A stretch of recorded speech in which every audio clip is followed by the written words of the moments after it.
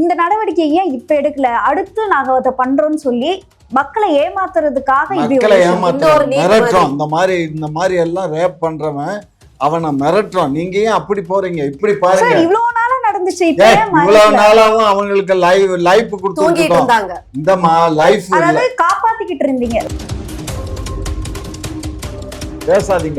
ஒரு பெண்ணா பிறந்து நீங்க இப்படி எல்லாம் அந்த சார் யாரா கூட இருக்கலாம். ஏன் நீங்க எவ்வளவு பதபதைக்கிறீங்க? ஏதோ ஒரு சார், அந்த சார் ஒரு சாதாரண ஆளா கூட இருக்கலாம். ஏன் அவர்தான் ஏன் பதைக்கிறீங்க? அந்த பிஜேபி ஏன்னா உங்களுக்கு பெரிய சார் மாட்டிடுவாரோன்னு பயம். நாங்க எல்லாத்துக்குமே தண்டனைக்கு மேல தண்டனை. இன்னைக்கு வந்து திமுக இவ்வளவு இலவசங்கள் அறிவிக்க வேண்டியதில்ல, இவ்வளவு பாசாங்கு பண்ண வேண்டியதில்ல, இவ்வளவு வந்து அள்ளி தெளிக்க வேண்டிய எதுவுமே கிடையாது. அப்படியே ஆட்டோமேட்டிக்கா நானே ஸ்டாலின் ஐயாக்கு சப்போர்ட் பண்ணுவேன். புரியுதா? செயல்பாடு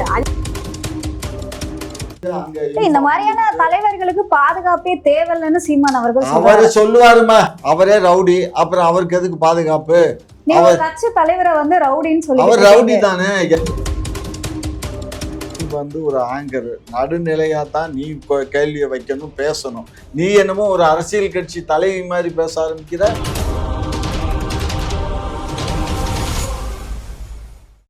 சரி, இப்ப ஸ்டாலின் அவர்கள் இன்னொரு விஷயம் சொல்லியிருந்தாரு. என்ன அப்படின்னா, இந்த சிறுமிகள் அப்புறம் 18 வயதுக்கு உட்பட்ட பெண்கள்லாம் வந்து ரேப் பண்றவங்கள நாங்க ஆட்சிக்கு வந்தா அவங்களுக்கு மரண தண்டனை விதிப்போம் அப்படின்ற மாதிரி வந்து சொல்லியிருந்தாரு.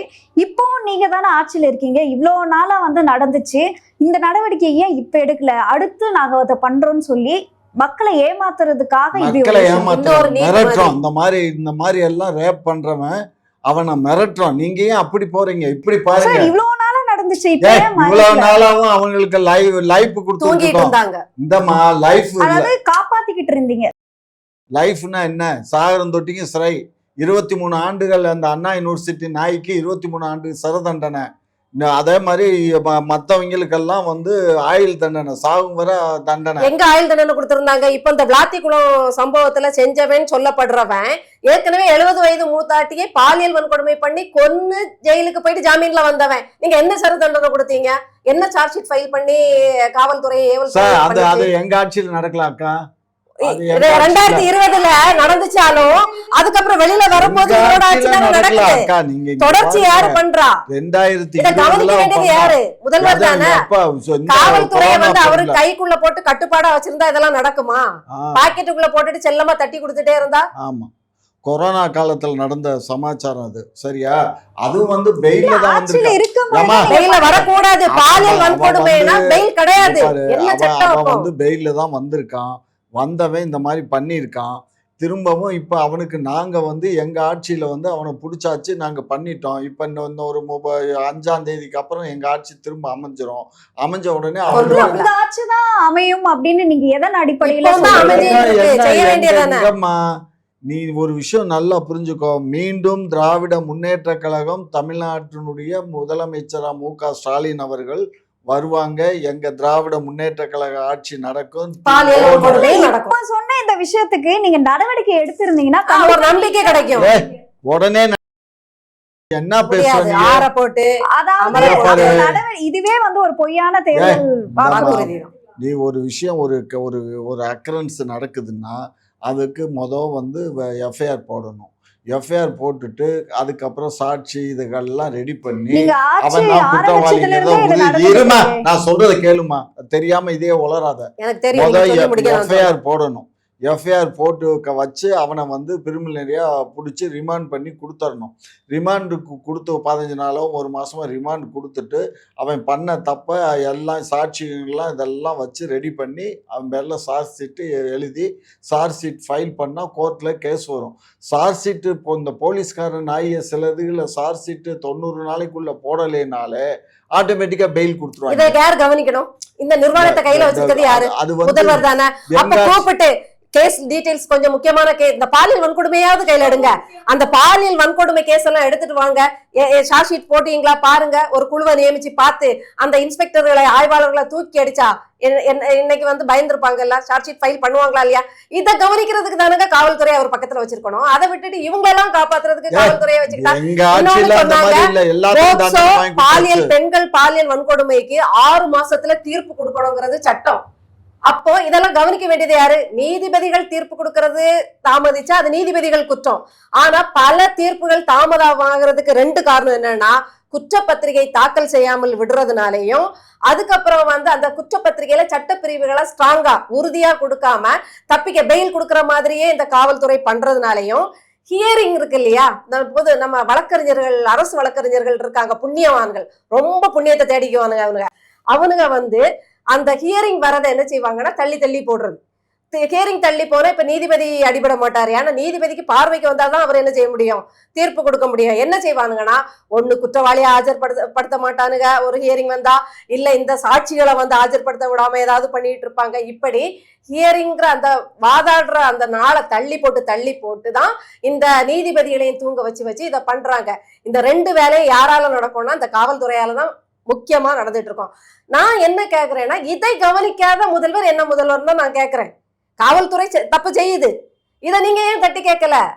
அதுதான் நமக்கு எங்க ஆட்சியில எல்லாத்துக்கும் தண்டனை வாங்கி கொடுத்துருக்கோம்மா. எங்க ஆட்சியில யாருக்கு என்ன கோயம்புத்தூர்ல நடந்த இன்சிடென்ட், அதுக்கப்புறம் இப்ப இந்த அண்ணா யூனிவர்சிட்டி நடந்த இன்சிடென்ட், அதுக்கப்புறம் இப்ப இந்த அண்ணா நகர்ல நடந்த இன்சிடென்ட், இப்படி இதுல நடந்த இந்த மாதிரி செய்திகள் பூராத்துக்கு தண்டனை வாங்கி கொடுத்தாச்சு.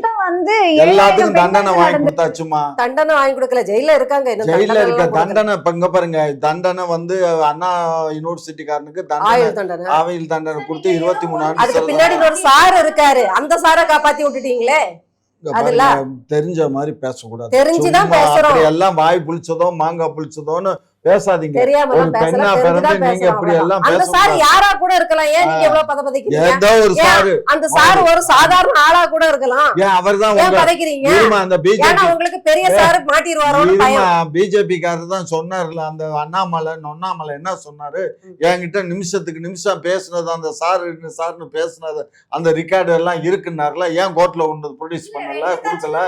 கோர்ட்ல எல்லாம் ப்ரொடியூஸ் பண்ணியாச்சு, எல்லாரும் காப்பாத்துறாங்க, அவ்வளவுதான். இருப்பாங்களா? கோர்ட்ல கொடுத்தாச்சுன்னா அதை எப்படி அப்புறம் சும்மா இருமா. கோர்ட்ல போறதுக்கு முன்னாடி காவல்துறை என்னெல்லாம் பண்ணுமோ அத்தனையும் பண்ணும். ஆமா ஆமா, அப்படியெல்லாம் பெரிய நல்லவங்களா? ஆமா, நாங்க தப்பு பண்ணிட்டோங்க, யாரா இருந்தாலும் நாங்க தவறுக்கு தண்டனை கொடுத்துருவோம்னு சொல்ற அளவுக்கு அதிமுக நல்லவங்களா? அப்படியெல்லாம் கிடையாது. நாங்க எல்லாத்துக்குமே தண்டனைக்கு மேல தண்டனை. இன்னைக்கு திமுக இவ்வளவு இலவசங்கள் அறிவிக்க வேண்டியதில்ல, இவ்வளவு பாசாங்கு பண்ண வேண்டியதில்ல, இவ்வளவு அள்ளி தெளிக்க வேண்டிய எதுவுமே கிடையாது. அப்படியே ஆட்டோமேட்டிக்கா நானே ஸ்டாலின் ஐயாக்கு சப்போர்ட் பண்ணுவேன். புரியுதா? செயல்பாடு 5 வருஷத்துல நீங்க நல்லா செயல்பட்டா நாம அதை ஆதரிச்சுட்டு போறோம். நமக்கு தேவை ஒரு நல்லாட்சி. அது யார் பண்ணா என்ன? அவங்க நல்லா பண்ணலங்கும் போதுதான் நாம இன்னொரு பக்கத்துல நின்னுகிட்டு போராடிட்டு நிக்க வேண்டியது இருக்கு. போராடுங்க சார். சீமான் அவர்கள் ஒரு விஷயத்த குறிப்பிட்டிருந்தார். என்ன அப்படின்னு பாத்தீங்கன்னா, இப்போ சிஎம் அவர்களா இருக்கட்டும், விஜய், இவங்க எல்லாருக்குமே இந்த பாதுகாப்பாளர்கள்லாம் எதுக்கு ஒய் பிரிவு இசட் பிரிவு அப்படின்னு சொல்லி நம்ம தான் மக்களுக்கு பாதுகாப்பா இருக்கணுமே தவிர்த்து மக்களை பார்த்து நம்ம பயந்து போக கூடாது. மக்களை பார்த்தே பயப்படுறீங்கன்னா அப்போ உங்களுடைய நிலை எப்படி இருக்குன்னு பாத்துக்கோங்க அப்படின்ற மாதிரி சொல்லியிருக்காரு. நாங்க வாங்கிக்கிறல, புரியுதா? அவங்களா ஒன்றிய அரசு ஒரு இன்சிடென்ட் நடந்துச்சு, முதல்வரை தாக்க வந்தாங்கன்னு ஒரு இன்சிடென்ட் நடந்துச்சு, அதனால அவங்க ஒன்றிய அரசு கொடுத்துச்சு. அதே மாதிரி இவனுக்கு விஜய்க்கும் அது மாதிரி ஒன்றிய அரசு தான் அந்த இது கொடுத்துருக்காங்களே தவிர வேற ஒன்றும் இல்லை. அதே அண்ணாமலைக்கும் கொடுத்தாங்க, அண்ணாமலைக்கு இருக்கு. ஸோ அது மாதிரி சிலர் அவர் என்ன சொல்ல வர்றாருன்னா, மக்களை பார்த்தே நீங்க பயப்படுறீங்கன்னா அப்போ நீங்க மக்களுக்கு எந்த அளவுக்கு மக்களை பார்த்து இல்லைம்மா, மக்கள்ல எல்லா அதிகாரத்துல இருக்காரு அவரு முதலமைச்சரா, அவருக்கு எதிரிகள் எல்லாரும் இருப்பாங்க. ஸோ அதனால அவருக்கு கொடுத்தது நியாயம். ஒரு நடிகருக்கு அவன் தான் இவனுகளை வச்சிட்டு இருக்கானுங்கள, யார் பவுன்சர்ஸ் வச்சிட்டு இருக்கான். அப்படி இருக்கும்போது அவனுக்கு கொடுத்துருக்க வேண்டியது இல்லை. அவங்க எதுக்காக கொடுத்தாங்கன்னா அப்படியாவது கூட்டணிக்கு வந்துட மாட்டாரா? ரெண்டாவது அங்க என்னென்ன நடக்குதுங்கிறது அந்த ரகசியத்தை எல்லாம் தெரிஞ்சு அங்க இந்த மாதிரியான தலைவர்களுக்கு பாதுகாப்பே தேவையில்லைன்னு சீமான் அவர்கள் அவரு சொல்லுவாருமா. அவரே ரவுடி, அப்புறம் அவருக்கு எதுக்கு பாதுகாப்பு? அவர் கட்சி தலைவரை ரவுடின்னு சொல்லி, அவர் ரவுடி தானே, என்ன இருக்கு? தலைவர் எல்லாம் பொறுக்கி எங்க தலைவர் அம்மா அவரை அன்னைக்கு ஒரு சின்னது செஞ்சில என்ன நடந்துச்சு, ஏய் யாரா அப்படின்ட்டு இறங்கி வந்தாரா இல்லையா? அது வேற எந்த தலைவர் அந்த மாதிரி அது விலை கேட்ட எதிர்வினை. அங்க இருந்து கத்துறாங்க, பேச விடாம கட்டு கடங்காமல் ஒரு சண்டை நடக்கும்போது ஒரு அதட்டி அது சட்டாம்பிள்ளை ரவுடின்னு சொல்ல வேண்டாம், உடுது சட்டாம்பிள்ளை வேலை, சரியா? அந்த சட்டாம்பிள்ளை வேலை அவர் பாப்பாரு. அதனால ரெண்டாவது அவருக்கு வந்து தேவையில்லை, புரியுதா? ரெண்டாவது நாளைக்கு அவர் சீஃப் மினிஸ்டரா ஒரு கால் நாங்கெல்லாம் போன பின்னாடி அவர் சீஃப் மினிஸ்டரா வந்தாருன்னு வச்சுக்கோ, 2026 சொல்றீங்களா? 2026 இல்ல, நீங்க எல்லாம் 2036 போனதுக்கு அப்புறம் சொல்றீங்க. சுடுகாட்டுக்கு போனதுக்கு அப்புறம் சொல்றேன். திமுகவும் சேர்ந்து சுடுகாட்டுக்கு போனோம். நான் சுடுகாட்டுக்கு போனதுக்கு பின்னாடி அவர் ஏதாவது ஒரு கால் தவறி 37, 36 இல்ல 46 எப்பயாவது அவர் இருக்கும் தொட்டிக்க. அவருக்கு 62 வயசு ஆகி வாங்கிட்டு வந்திருக்காரு. அவருக்கு 62 வயசு ஆகி போச்சு. இன்னொரு 10 வருஷம் 15 வருஷம் கழிச்சு ஏதாவது வரலாம். அந்த ஆசையிலையும் மண்ணள்ளி போட்டு விட்டா அந்த நாசமா போறவன் அதுதான் நடிகர் ஒருத்தர் வந்திருக்கானே. இப்ப அவரா முண்டி இருந்தாருன்னா இந்த இதுல கண்டிப்பா எதிர்கட்சிக்கு வந்திருப்பாரு. அதை கெடுக்கிறதுக்குன்னு வந்துட்டான். இப்ப அவர் எதிர்கட்சியை அதை தூண்டி விட்டதும் வந்து திமுக தான். அது பார்த்தா எவனாவது ரோட்ல பாருமே ஏதாவது போய் பேசுவான். அதெல்லாம் கேட்டுக்கிட்டு நீ ஒரு இங்க பாருமா, நீ வந்து ஒரு ஆங்கர், நடுநிலையா தான் நீ கேள்வியை வைக்கணும், பேசணும். நீ என்னமோ ஒரு அரசியல் கட்சி தலைவி மாதிரி பேச ஆரம்பிக்கிற சார். அப்படிதான் சார் செய்தியாளர், அதாவது செய்திகள்ல ஒரு சில விமர்சகர்கள் எல்லாம் வந்து விமர்சகர்கள் சொல்லுவானுங்க.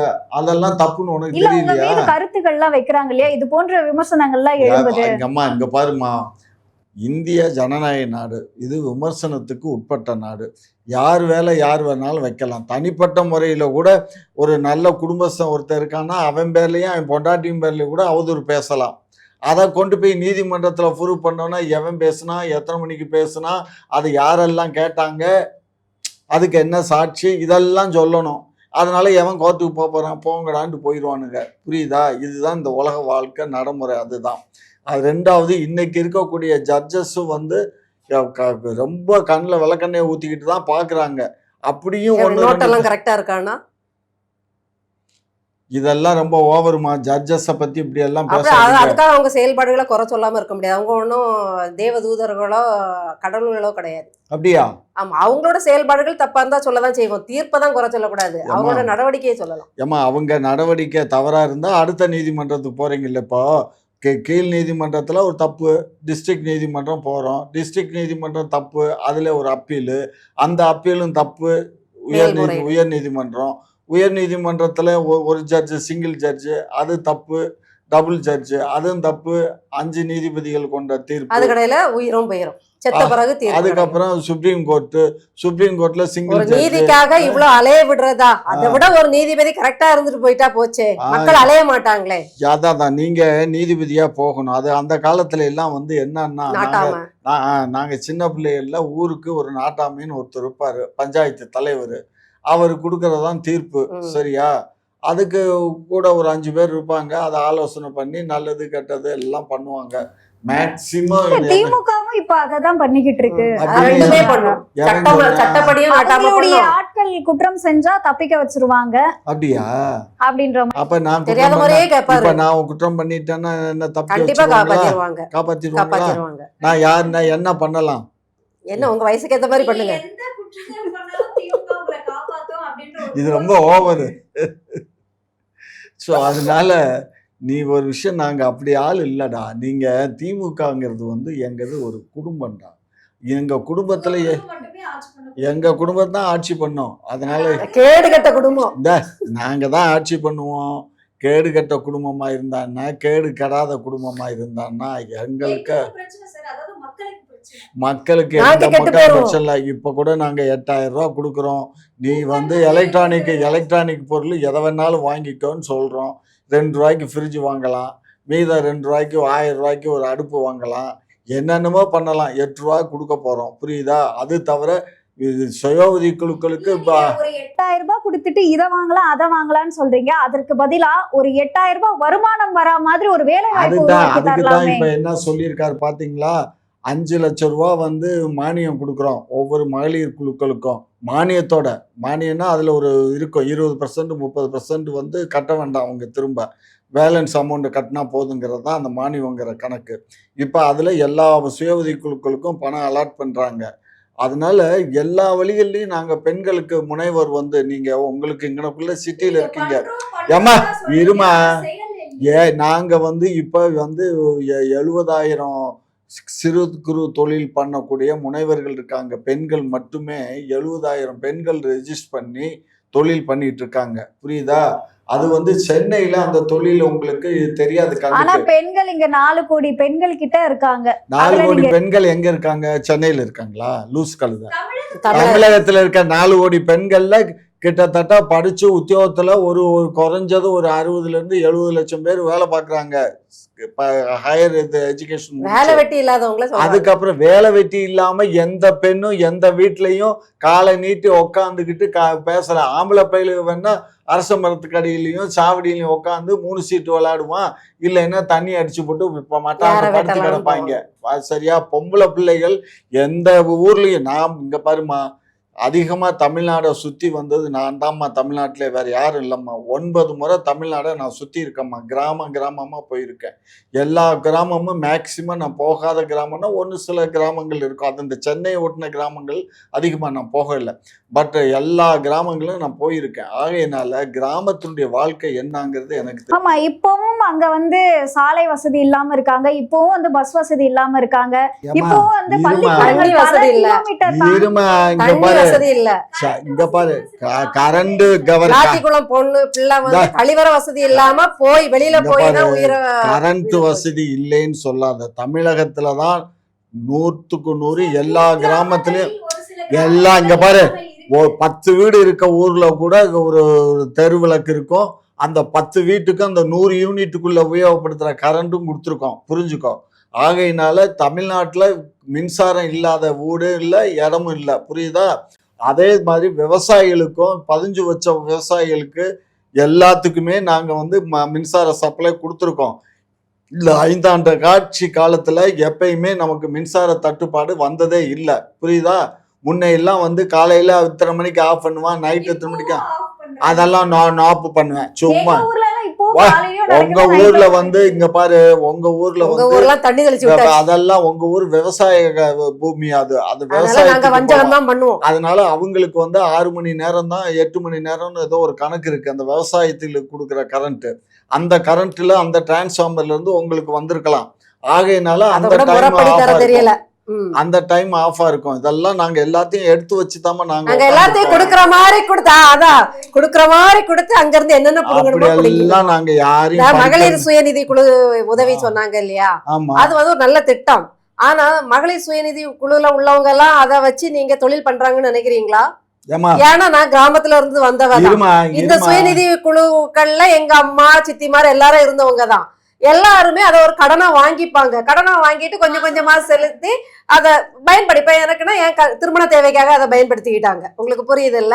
அப்போ யாரும் அங்க தொழில் பண்ணல. அப்ப இதெல்லாம் கவனிக்கணும்ல. இதை கவனிக்காம நீங்க ஒரு மானியத்தை கொடுத்து என்ன பிரயோஜனம்? பாரு, நீ ஒரு விஷயம் புரிஞ்சுக்கோ. இப்ப சுயஉதவி குழுக்கள் சென்னையிலயும் நிறைய இருக்கு. எங்க வீட்டுல இருக்க சர்வெண்ட் அந்த இதுல மெம்பரா இருக்கு. என்ன தொழில் பண்றாங்க? உங்களுக்கு பாத்திரம் தேய்க்கிறது தொழிலா? இங்க பாருமா, சொல்றது கேளுமா. அந்த அம்மாவுடைய நீ சொன்ன மாதிரி மயன் கல்யாணத்துக்கு நான் ஒரு 50 லட்சம் 50,000 வாங்கினேன். இன்னொரு பேரன் மயன் கல்யாணத்துக்கு 1 லட்சம் ரூபாய் வாங்க. அததான் சொல்றோம். நீங்க திட்டம் போடுவீங்க, அது நல்ல பேர் வைப்பீங்க. செயல்பாடுங்கிறது அந்த நோக்கம் நிறைவேறவே நேராது. அப்ப அதையே நீங்க கண்காணிக்கல. நீங்க என்ன செய்யணும்? நல்ல நிர்வாகமா இருந்தா சுய தொழில் பண்ணலையா அவங்களுக்கு அப்ப அதை கட் பண்ணணும். அந்த உதவியை வந்து செய்யக்கூடாது. இதெல்லாம் நீங்க நெறிமுறைப்படுத்தணும். நீங்க என்ன கண்டு காணாம இருக்கீங்க? அப்ப அங்க வந்து தொழில்லாம் நடக்கல, கைமாத்தா நடக்குது. அவ்வளவுதான். கடன் வாங்கி மக்கள் வாழ்க்கையை ஓட்டக்கூடிய சூழ்நிலையை தான் பெண்களை, தமிழ்நாட்டு பெண்கள் கைகள் இப்படியே இருக்கிற மாதிரி திமுகவும் அதிமுகவும் பாத்துக்கும், தாவேக்காவும் நான் அப்படிதான் வச்சிருப்பேன். பெண்கள் கைகள் எப்பவுமே இப்படிதான் இருக்கணும்னு விரும்புது. தாவேக்கா தலைவர் இப்படி வைப்பாரு, பெண்கள் கைகள் இப்படி இருக்கணும்னு நினைக்கிறாங்க. இந்த மூணும் ஒண்ணுதான். தாவேக்கா, திமுக, அதிமுக எல்லாம் கையேந்தி பவனா தான் நம்மள வச்சிருப்பாங்க. ஓ, நீங்க கையேந்தி பவன் இல்லையா? கிடையாது கிடையாது. நாங்க வந்து கையை அப்படி உழைக்கும் கைகள். குக்கு செய்தி நேயர்களுக்கு மிக்க நன்றி. கிட்டத்தட்ட 70,000 சப்ஸ்கிரைபர் தாண்டி போயிட்டு இருக்கோம். இதே போல தொடர்ந்து உங்களுடைய ஆதரவை அளிக்கவும்.